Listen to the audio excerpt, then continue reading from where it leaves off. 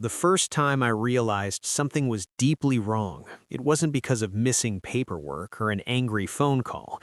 It was because a woman I'd never met before slapped me across the face in the parking lot at 3 in the morning and screamed that I had stolen her husband's wedding ring. I stood there under the yellow sodium lights behind the cremation facility in San Esteban, my ears ringing, my mouth tasting like metal, while she cried so hard she could barely breathe. I didn't know her name yet, but I knew the man she was talking about because I had personally logged his body into our system 12 hours earlier, verified the personal effects inventory, and sealed the intake bag myself. Nothing was missing, at least nothing should have been. I'm Martín Álvarez, and for 8 years I worked as a night coordinator for Surandes Servicios Finales, a private company that handled transport, storage, cremation scheduling, and documentation for 6 small municipalities along the coast. It wasn't glamorous work. It was quiet, procedural, and built entirely on trust. People like to imagine death work as cold, but it's the opposite. Everything is fragile. Every mistake echoes. The setting was a low concrete complex wedged between a cold storage warehouse and a highway bypass, always smelling faintly of disinfectant and ocean wind. I worked nights because I was good at handling families when they were exhausted and raw, because I knew how to keep my voice steady when theirs broke. The key people were few. There was Don Ernesto, the regional manager, who only came by once a week. There were 2 technicians on rotating shifts, and then there was Raúl Montoya. Raúl had been my best friend since we were 14.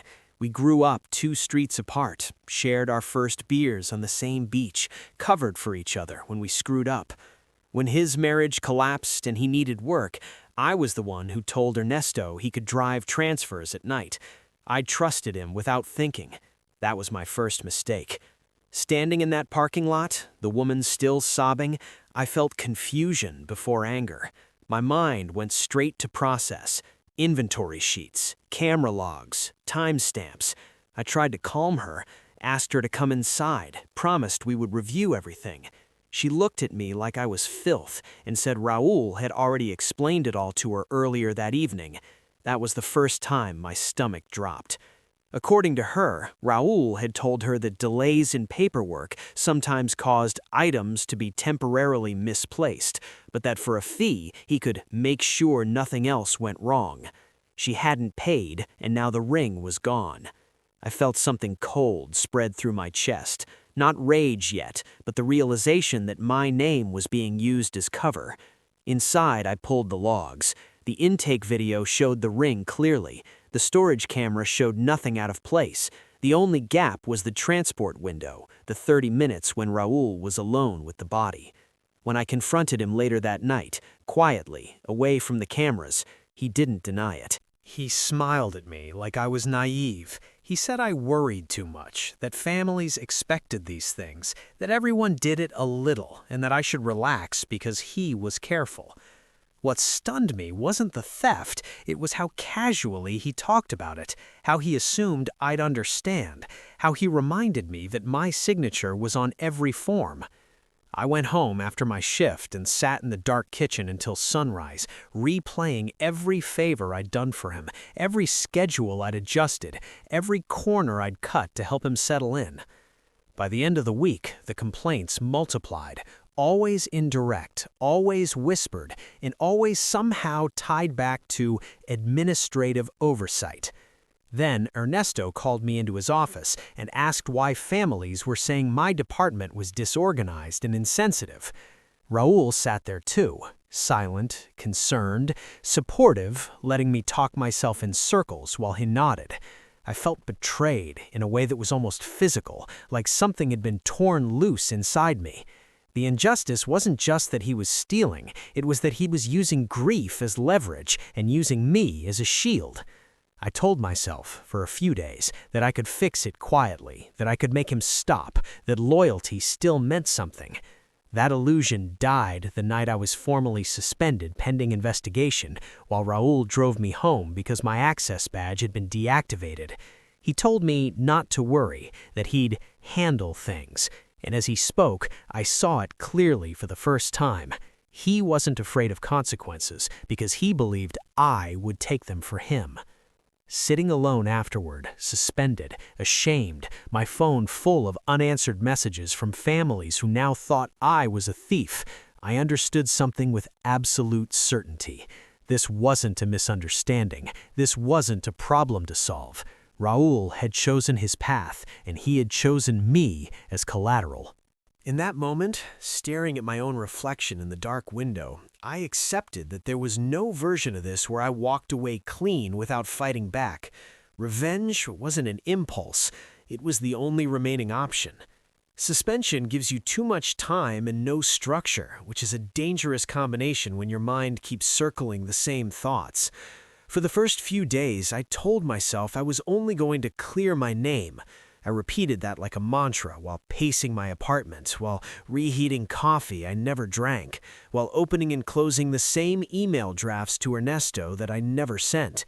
Clearing my name sounded clean, legal, rational. Revenge sounded messy, emotional, childish. I wanted to believe I was better than that. But every time my phone buzzed with another message from a family asking why documents were late or why they were hearing rumors, something inside me hardened a little more.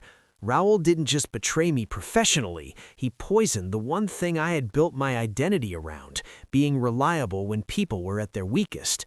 At night, when sleep wouldn't come, I replayed our conversation in the hallway, the way he'd smiled, the way he'd spoken about theft like it was a tip jar.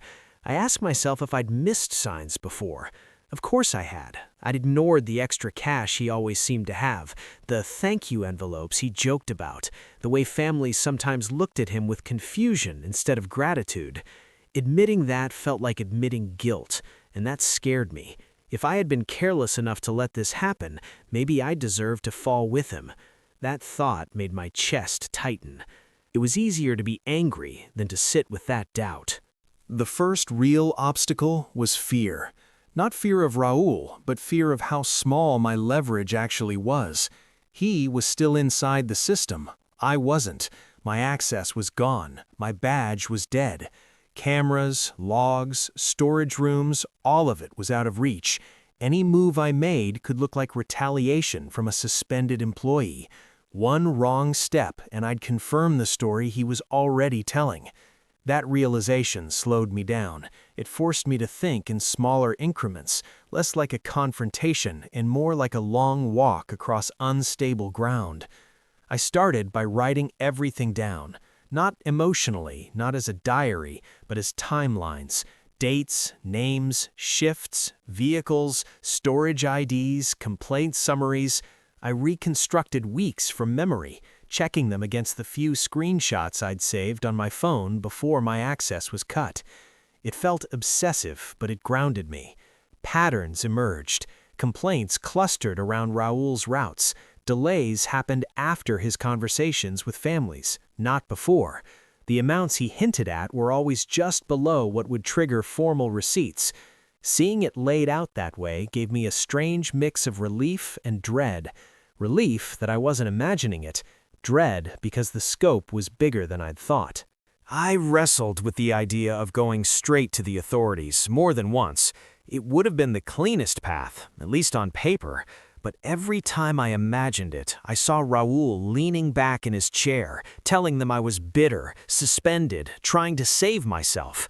I saw my own signature on intake forms, my own name tied to every process he'd corrupted.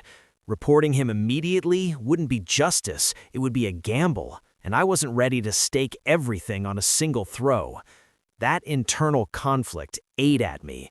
I hated the idea of becoming someone who plotted in the shadows, but I hated even more the idea of him walking away untouched while I carried the stain. My first small risk was almost accidental. A family from Puerto Claro called me directly, not the office. I recognized the name immediately. They'd lost their father 2 weeks earlier, one of Raúl's transfers. I hesitated before answering, aware that any contact could be twisted. But I answered anyway. I listened. I didn't defend myself. I didn't accuse Raúl. I asked careful questions, neutral ones, about who they'd spoken to, what they'd been told, what had felt wrong. When they mentioned a driver who said paperwork could be expedited, my pulse spiked, but I kept my voice steady. I thanked them for their honesty and asked if they'd be willing to write down their experience, just for their own records. They agreed. When the call ended, my hands were shaking. It wasn't evidence yet, not officially, but it was the first crack. The complication came faster than I expected. The next day, Raúl texted me. Not angry, not defensive, friendly. He asked how I was holding up, said Ernesto was stressed, said people were talking. The message was a warning wrapped in concern. He knew I was still connected to families. He knew I was a variable he couldn't fully control. That fear I'd been pushing down surged back up. If he suspected I was digging, he could accelerate, destroy records, shift blame even harder. I had to move carefully now. I tested another boundary by reaching out to Lucia, a clerk at a municipal office who handled death certificates and had always been meticulous to the point of paranoia. I didn't accuse anyone. I asked if she'd noticed irregular requests lately, changes, pressure. There was a long pause on the line before she said yes quietly and told me about forms that arrived pre-filled, about phone calls asking her to help a grieving family by bending timelines. She didn't name Raúl, but she didn't need to. When we hung up, I realized something important. This wasn't just my problem. He had spread himself thin across multiple points of trust, and every one of those points was under strain. Still, doubt crept in. What if I was wrong about how far this could go? What if pushing exposed families to more pain? I wasn't chasing money or revenge for pride anymore. I was walking a line where any misstep could hurt innocent people. That thought almost stopped me. Almost. Then, a former colleague sent me a screenshot of an internal email thread I was no longer copied on. It described ongoing reputational concerns related to night coordination procedures and recommended permanent restructuring. My name was the procedure. That was the moment my hesitation cracked. The party ended not with a dramatic win, but with a quiet, terrifying success. One family agreed to let me record their account, not for publication, not yet, just as a time-stamped file. As I saved it, I felt the weight of what I was doing settle fully onto my shoulders. I wasn't just planning revenge anymore. I had crossed into action, and there was no clean way back. By the time I understood that this was no longer about clearing my name, but about dismantling something rotten that had learned how to hide behind grief, I was already too far in to pretend neutrality. The recordings, the timelines, the quiet confirmations from clerks and families began to form a shape I hadn't expected. Raúl wasn't just improvising, he was systematic. He targeted families who were overwhelmed, who lived far away, who didn't know municipal procedures. He offered them certainty in a moment where everything felt chaotic, and then he monetized that need. The bolder I became in documenting it, the more a moral knot tightened inside me. Every conversation required deception by omission. I couldn't tell people the full truth yet, couldn't promise justice, couldn't even admit how exposed I was.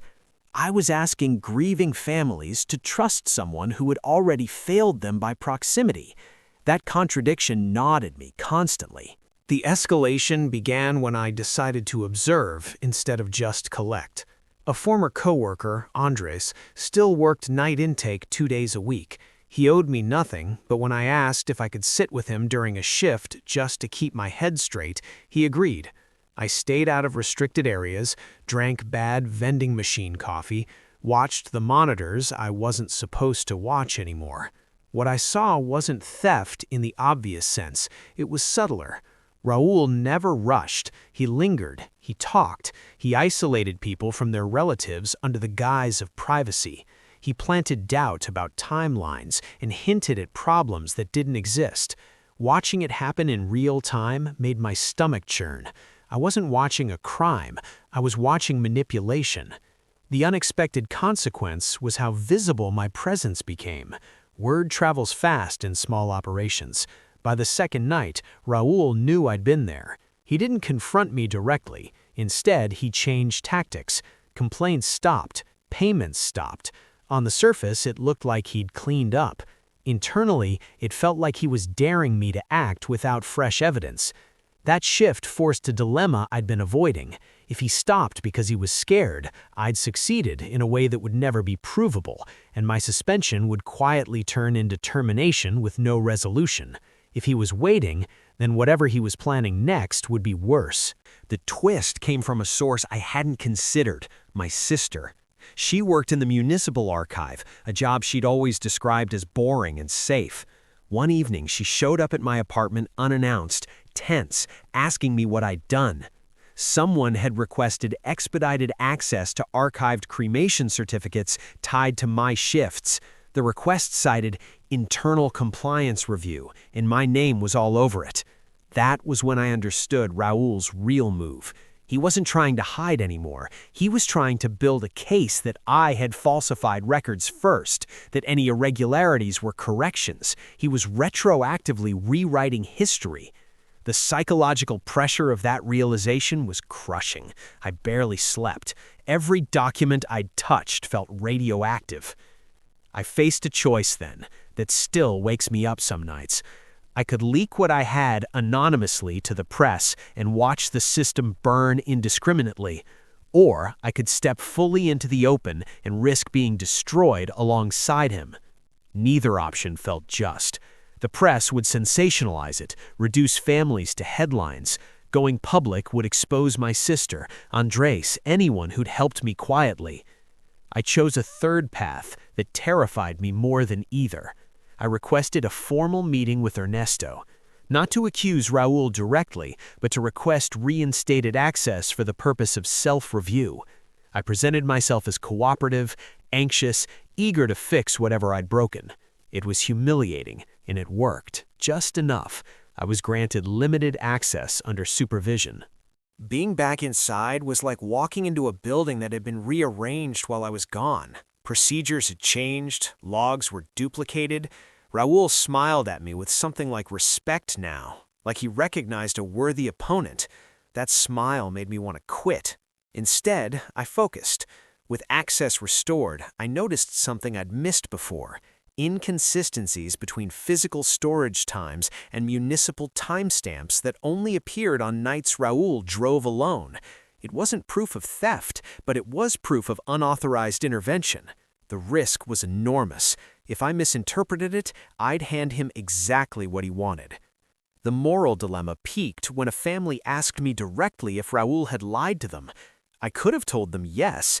I didn't. I told them I was investigating irregularities and that they deserved answers. The look on their faces told me I'd hurt them by not giving certainty. That hurt stayed with me. It also hardened my resolve. The major turning point came when I discovered Raúl had been recording conversations with families himself, not as evidence, but as leverage. Files stored on a personal device, timestamps matching payments. If those recordings surfaced without context, they would implicate everyone, including me. At that moment, everything I'd built balanced on a knife edge. I realized that the next move would decide not just whether I won or lost, but whether I could live with how I'd done it. Once you know where the edge is, everything becomes a calculation about how close you're willing to stand to it.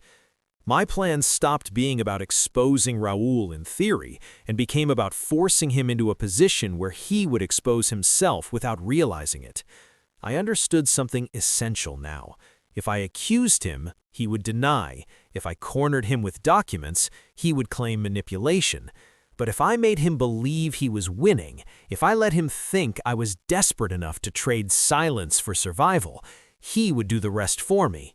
That realization made my skin crawl because it required me to become convincing in a role I hated. The most dangerous phase began with an apology. I asked Raúl to meet me for coffee, neutral ground, daylight, a place where people passed by without listening. I told him I was tired, that the suspension had broken me, that Ernesto had made it clear my future was limited. I said I didn't want a war. The words tasted like ash. He listened, nodding slowly, eyes sharp. When I hinted that I knew more than I'd admitted, but didn't know how to use it without destroying myself, I saw it. Relief. He believed I was looking for an exit, not a fight. That was the moment I committed fully. There was no going back after that conversation. What I didn't expect was how quickly the consequences would ripple outward. Within days, Raúl began pushing harder again. Payments resumed, complaints returned, but this time he was sloppier. Greed does that when fear recedes. He talked too much, he reused phrases, he assumed my compliance. Each time he crossed a line, I documented it, carefully, legally, through channels that didn't touch company systems. The emotional toll was heavier than I'd imagined. Pretending to reconcile with someone who had ruined my reputation felt like a daily self-betrayal. I started snapping at my sister, isolating myself from the few people who still trusted me. The plan demanded focus, and focus demanded sacrifice. The unexpected reversal came from Ernesto. He called me into his office and told me the company was under preliminary external review, not an audit yet, but a sensitivity assessment. He asked me, gently, if there was anything I wanted to disclose before it escalated. My heart pounded so hard I thought I might pass out. This was earlier than I'd planned. The risk calculus shifted instantly. If I stayed silent, Raúl might steer the narrative. If I spoke too soon, I'd lose control of the sequence. I chose a partial truth. I told Ernesto there were procedural irregularities worth examining, and then I had concerns about how night operations had evolved during my suspension. I didn't name Raúl. I watched Ernesto's face carefully. He looked relieved, not alarmed. That scared me more than anger would have. From that point on, everything accelerated. Raúl sensed the change too. He became tense, paranoid, oscillating between charm and threat. One night he cornered me near the loading bay and asked what I'd told Ernesto. I lied smoothly, better than I ever had before, and hated myself for how easy it felt. The psychological pressure was immense. Every conversation felt like walking through a minefield blindfolded. Sleep became shallow and fragmented. I dreamed of ringing phones and unopened envelopes. The critical decision came when I had the chance to access Raúl's personal recordings, not illegally, but because he asked me to. He wanted backup copies stored somewhere safe, and he trusted me now. The files were damning, but also dangerous. Families' voices, raw grief, private moments. Using them would mean violating the same trust he had exploited. I agonized over that line more than any other. In the end, I didn't copy the files. I cataloged their existence, their timestamps, their inconsistencies with official records. I chose exposure without exploitation. It was the hardest decision I'd made, and it nearly broke the plan because it meant I had less direct proof. The climax built quietly. An internal meeting was scheduled to align procedures ahead of the external review. Raúl was asked to present night operations. He prepared obsessively, confident, rehearsed. I was invited too, officially reinstated on a provisional basis. Standing in that room, surrounded by people who had doubted me, I felt my hands tremble. This was the peak. One wrong sentence could collapse everything. As Raúl spoke, I watched the room, not him. I watched Ernesto's pen pause at certain phrases. I watched Lucia avoid eye contact. I watched Andrés grip his chair. When Raúl referenced timelines that contradicted municipal logs, I asked neutral questions. Not accusations, just clarifications. Each answer he gave tightened the noose. The unexpected outcome was how quickly he grew defensive. Confidence curdled into aggression. He over-explained. He contradicted himself. The room shifted perceptibly. Then, Ernesto asked for supporting materials. Raúl hesitated, just a second too long. In that silence, everything balanced. My reputation, his future, the truth we'd all been orbiting. I knew that whatever happened next would define us both, and as Raúl opened his mouth to answer, I understood that the final outcome was no longer mine alone to control. The silence after Ernesto's question stretched longer than it should have, long enough for everyone in the room to notice that something had gone off script. Raúl recovered quickly, too quickly, and launched into an explanation about document consolidation, about transitional procedures during my suspension, about how some records lived in municipal systems and others internally. He spoke with confidence, but it was brittle now, the kind that cracks if you tap it twice. Ernesto listened without interrupting, then asked him to forward the supporting files by the end of the day. Raúl agreed, smiled, and sat down. I felt no relief, only a deep, hollow ache, because I knew what would happen next. By that evening, Ernesto called me again.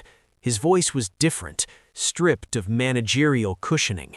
He asked me to come in early the next morning and bring any materials I thought were relevant. That was the moment the plan ended and reality took over.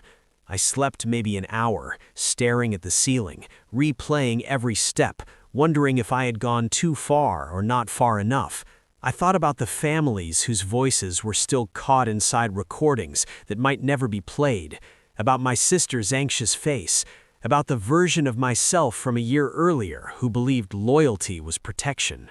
The meeting the next day wasn't dramatic. There were no raised voices, no cinematic confessions. It was procedural, methodical, devastating in its calm. Ernesto had the municipal logs. Lucia had been contacted formally and had provided statements. The inconsistencies I'd flagged were laid out side by side. When Raúl arrived, late, he sensed it immediately. His bravado evaporated. He tried to redirect, to suggest misunderstandings, to imply that I was orchestrating something out of spite. This time, it didn't land. Too many pieces fit together too cleanly. When Ernesto asked him directly about the personal recordings, Raúl denied their existence. That was his final mistake. Ernesto didn't accuse him. He simply stated that IT had already confirmed the file's metadata through backup traces Raúl didn't know existed. Raúl went quiet then, the kind of quiet that isn't calm, but empty. He didn't look at me. He didn't need to. Everything he had built depended on the assumption that no one would ever coordinate, that grief kept people isolated. He had underestimated the cumulative weight of small truths. The consequences unfolded over weeks, not days. Raúl was terminated pending legal action. Families were contacted carefully with support services involved. Some were angry, some were relieved, some just wanted it over.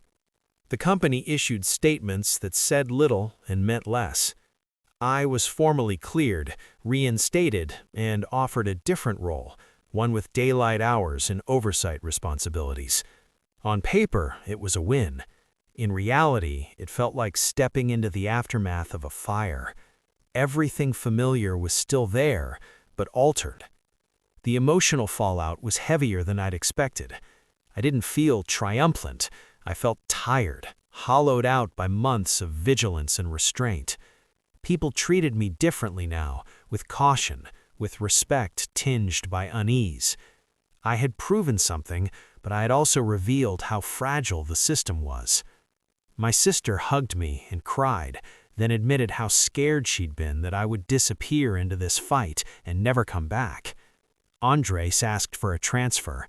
Lucia stopped answering personal messages. The town didn't turn on Raúl loudly, it simply closed around him. That quiet exclusion was its own kind of sentence. As for Raúl, I saw him once, months later, at a market. He looked smaller, older. He didn't approach me. We stood in the same aisle, two men who knew each other's worst truths, and then he left. I felt nothing in that moment that resembled victory.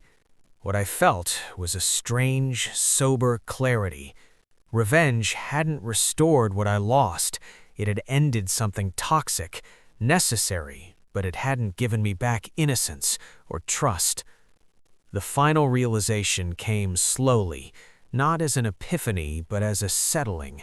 I had spent so long believing revenge was about balance, about making scales even. It isn't. It's about choosing which damage you're willing to live with. I chose to live with the damage of knowing how easily trust can be weaponized, how close I came to becoming something I despised. I chose to stop a man who believed grief made people invisible. Now, when I think back to that night in the parking lot, to the woman who slapped me and screamed, I don't feel anger. I feel responsibility. Not because I was guilty, but because I was part of a system that allowed someone like Raúl to thrive. Revenge didn't make me whole. Accountability did, imperfectly, painfully, and that, I've learned, is the closest thing to justice that real life ever offers.